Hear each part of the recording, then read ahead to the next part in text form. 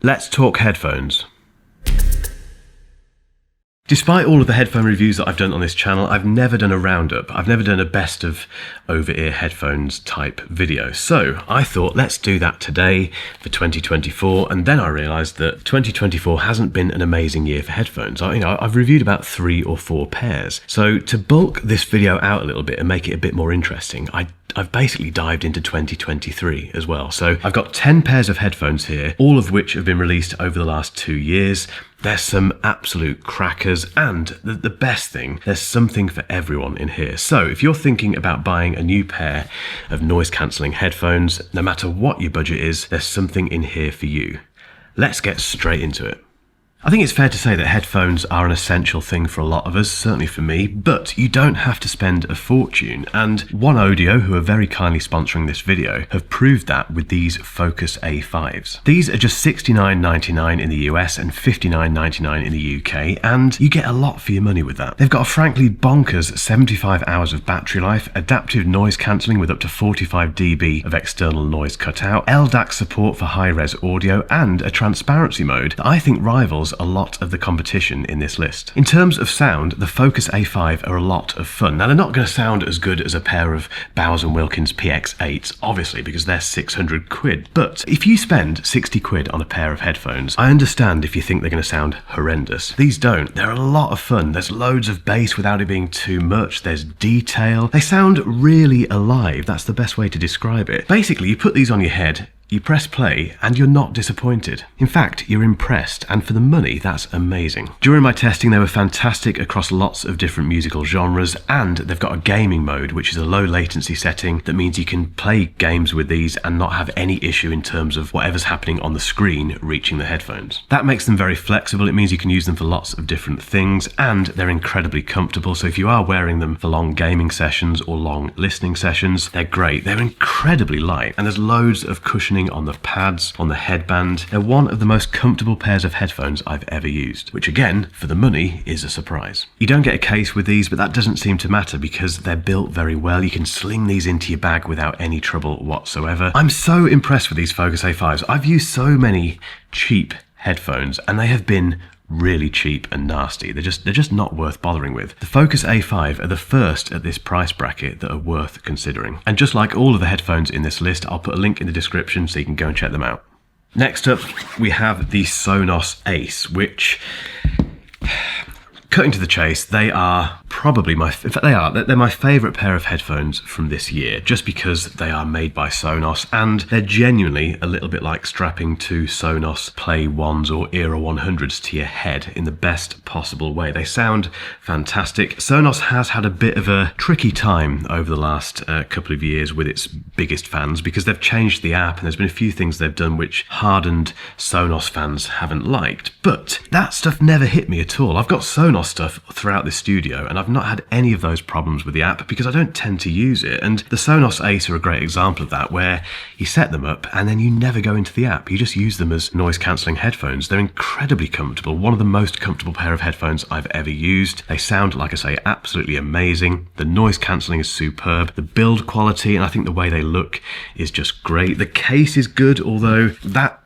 zip thing does get caught in the track, which is a little bit annoying, but that's a minor gripe really. The Sonos Ace are a fantastic pair of headphones. The only thing that I don't get with them is the fact that they don't appear as another device on your Sonos network. They do link up with the Arc, with the soundbar, so you can stream stuff from your Arc to these, which is quite cool, but they don't appear as a Sonos device, which I find a bit strange. But regardless, if you're a Sonos person, if you're someone who doesn't want to buy the AirPods Max, but you've got that kind of budget, get these. Next up, we have the Beats Solo 4. These are on-ear headphones, so they sit on your ears, obviously, rather than going around them. That's not my preferred type of headphone, but clearly a lot of people don't care about that, because the Beats Solo line is Beats' best-selling pair of headphones, and this is the latest version that came out earlier this year. They've got 50 hours of battery life. They're very comfortable, actually, for on-ear headphones. They sound great. That Beats sound of old, all the bass and all that sort of stuff has gone. They've gone for a much more refined sound these days, which is fantastic. Because they're technically made by Apple, you get spatial audio support. You get Dolby Atmos, which means they're fantastic for watching movies and TV shows, and they've got fast pairing for Android and iOS. They're a fantastic pair of headphones for the right people. They're $199, 199 quid, which means if you're going to buy someone a nice Christmas present this year, these will go down a treat, and there's a lot going for them. Amazing battery life, they sound great, and for the right market, they are perfect, and they will sell by the bucket load. Oh, and they have the best case on the market. At the other end of the pricing scale, we have the Noble Focus Apollo. Now, Noble are best known for their audiophile earbuds. This is their first pair of noise cancelling headphones, and they cost $649. So they're very expensive. They have 80 hours of battery life, which is amazing, but that's not the main selling point. The main selling point is the sound. These have dual drivers in each ear cup, so they have a traditional dynamic driver and then a planar driver, which means the frequency range is basically spread across those two drivers, and that does impact the sound in a very positive way. They sound incredible. If you are an audiophile and you want a pair of noise cancelling headphones that are just a bit easier to use than all of your amps and your cables and all that sort of stuff, then these are a great option. Yes, they're expensive, but they're incredibly comfortable. They are a big pair of headphones. They look big on my head, and the case is huge, way too big for me. You also get loads of little cables and adapters and stuff. It's a very comprehensive package. It's for a very specific market, but if you know who Noble is and you fancy a very, very good sounding pair of noise cancelling headphones, these are the best sounding that I've heard released in 2024.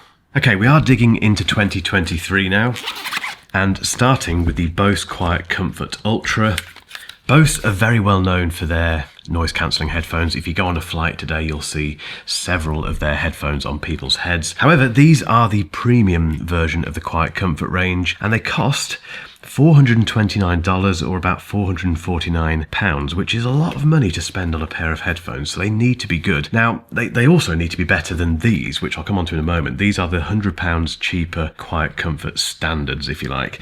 So what do you get for an extra 100 quid with these? Well, one of the things you get is even more comfort and better sound. These do sound better than those immediately. They've got slightly better noise cancelling, and they're more comfortable, and they look a bit more premium as well. And they've got a lovely case. Now, the audio is very detailed, it's very rich, lots of bass, but not too much bass. The mid-range was a little bit too pronounced for me, but I managed to pull that back a little bit in the Bose app. But for most people, I think, out of the box, these sound amazing. They also have immersive audio, which the standard Quiet Comfort don't have. That's like a spatial audio thing, which is fantastic for watching movies and TV shows. Again, if you're doing a lot of traveling and you watch a lot of stuff on the plane, then they're a great option. But I appreciate they're possibly a little bit too expensive for a lot of people, which is why the next pair of headphones are definitely worth considering.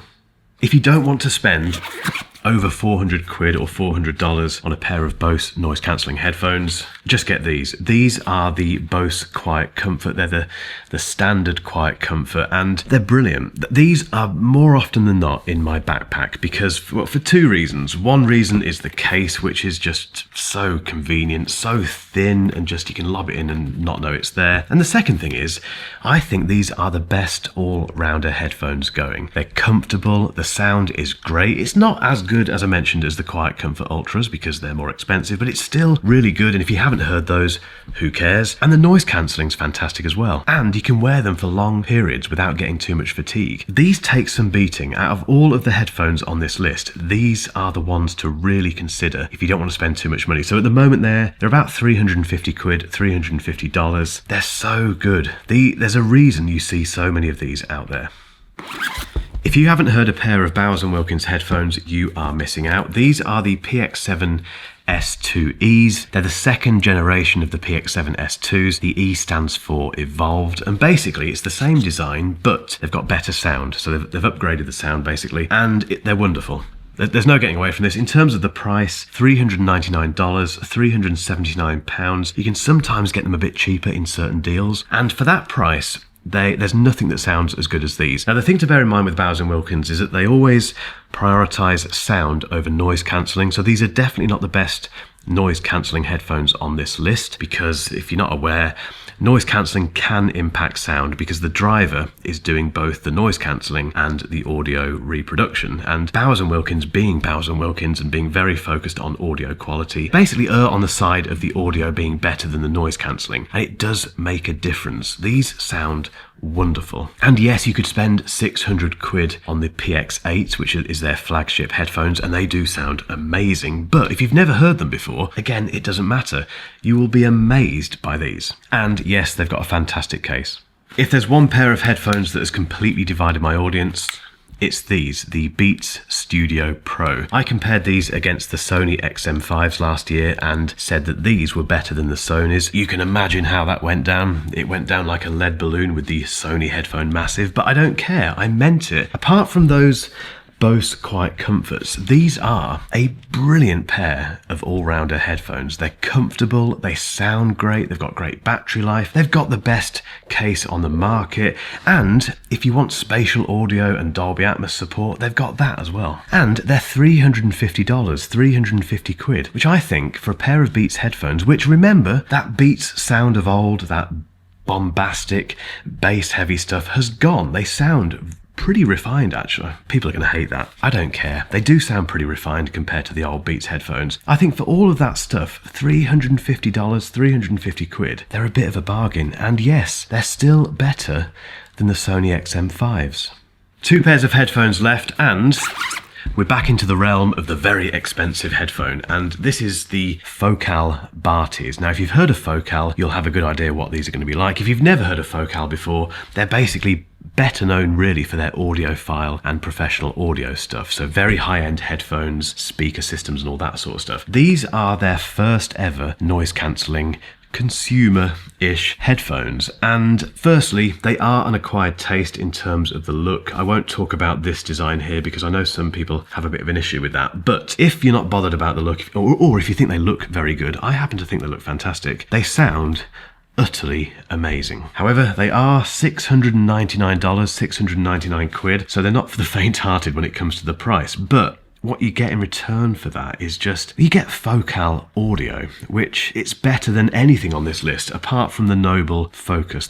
These two, they're very, given the pricing, obviously, they're quite close in terms of the quality that you get from them, but these beat everything else into a cocked hat in terms of their audio performance. They're amazing. They've got 30 hours of battery life. They've got a pretty good case. It's not too big. In fact, it's a lot smaller than that Noble case, which is good. And they're incredibly comfortable. In fact, I've not put these on for a little while. I need to put them on again just to remind myself. Oh, I can't hear anything, but they're very, very comfortable. And on that note, yeah, noise cancelling is fantastic. The pass-through mode is okay. They do a decent enough job of calls and stuff like that. But again, if you're in the budget, if you've got the budget of £700, $700 for a pair of headphones, if you buy these, you're not going to be disappointed. They're amazing.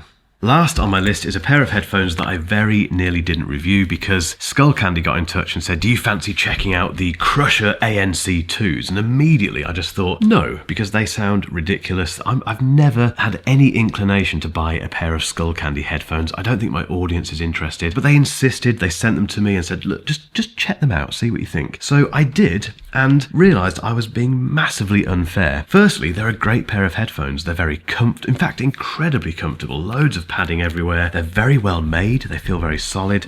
They've got a great case as well. The noise cancelling is pretty good, to be honest. The price isn't bad, $229, about 200 quid, and they sound pretty good as well out of the box. Oh, and they've also got 60 hours of battery life. Amazing. However, none of that matters because the only thing that does matter is this dial here, which at first I thought was the volume or something, but it's not. It basically turns up the sensory bass, which is a combination of actual bass and haptic motors in these ear cups, and it's very hard to get across what this means, but if you've got a kick drum, for instance, thumping away, it feels like you're in the club or you're very close to the PA stack at a gig, and it kind of reverberates and vibrates, and it's not unsafe. It's not really, it is turning the bass up a bit, but it's not doing it to the level that you feel it is, because it's that combination of the motors whirring away in here and the bass itself, which it creates this amazing sense of just power. It's very hard to describe, but when I first found that little dial, and whacked it up, it made me laugh. It was that joyous and amazing and unexpected. It actually made me laugh. And no pair of headphones has ever done that before. And yes, there is a very defined audience for these. I think if you go to the gym and you like your music really pumping as you're pumping iron and doing all that sort of stuff, these can't be beaten for that, really. And equally, if you listen to a lot of electronic music or stuff where you want to really genuinely, literally feel the music, these are the only headphones in this list that do that. And for the price, they are a bargain. I fully appreciate that I haven't covered every pair of headphones that's been released over the last 2 years. We've had lots of requests for other brands to be featured. We are working on that, I promise, but there's 10 pairs of headphones here. So it's over to you now. I want to know, are you going to buy any of these headphones that I've featured? Have you bought them already? Or equally, is there a pair of headphones that you've bought over the last 2 years that you love that I haven't talked about today? Get involved in the comments. If you've enjoyed this video, please give it a cheeky thumb. Why is it cheeky? Just give it a thumbs up. And if you've been watching this channel for a little while but you haven't subscribed, give that button a click please, because 87% of the people who watch this channel regularly aren't subscribed, and it just makes a massive difference. And the last request I have of you is, if you've still got some time, hang around for a link to another video that I think you'll find very interesting. Cheers.